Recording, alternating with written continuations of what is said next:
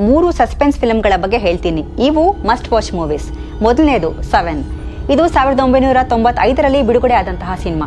ಇವತ್ತಿಗೂ ಫ್ರೆಶ್ ಅನ್ಸುತ್ತೆ. ಇದು ಇಬ್ಬರು ಡಿಟೆಕ್ಟಿವ್ಗಳ ಕತೆ. ಒಬ್ಬ ಯಂಗ್ ಅಂಡ್ ಎನರ್ಜೆಟಿಕ್, ಇನ್ನೊಬ್ರು ಓಲ್ಡ್ ಅಂಡ್ ಎಕ್ಸ್ಪೀರಿಯನ್ಸ್ಡ್. ಇಬ್ರು ಸೇರಿ ಕಿಲ್ಲರ್ ಒಬ್ನ ಹುಡುಕಾಟಕ್ಕೆ ನಿಲ್ತಾರೆ.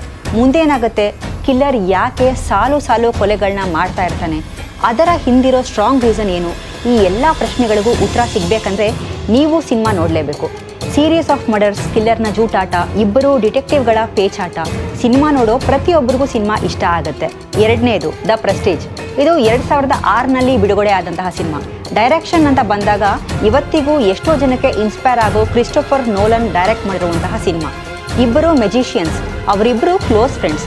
ಒಂದು ಇನ್ಸಿಡೆಂಟ್ ಇಂದ ಬಿಟರ್ ಎನಿಮೀಸ್ ಆಗಿ ಬದಲಾಗ್ತಾರೆ.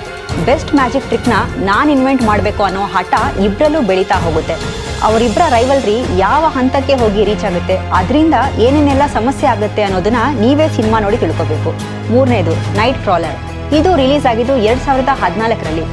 ಲೂ ಬ್ಲೋಮ್ ಅನ್ನೋ ಒಬ್ಬ ಕಳ್ಳ ಫೋಟೋ ಜರ್ನಲಿಸ್ಟ್ ಆಗಿ ಬದಲಾಗ್ತಾನೆ.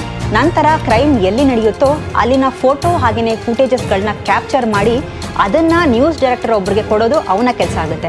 ಆದರೆ ಅವನ ಈ ಕೆಲಸ ಅವನಿಗೆ ಪ್ರಾಬ್ಲಮ್ ಆಗೋಕ್ಕೆ ಶುರು ಆಗುತ್ತೆ. ಸಸ್ಪೆನ್ಸ್ ಜಾನರ್ನ ಇಷ್ಟಪಡೋರಿಗೆ ಈ 3 ಸಿನಿಮಾ ಇಷ್ಟ ಆಗುತ್ತೆ ಅನ್ನೋದು ನನ್ನ ಒಪಿನಿಯನ್.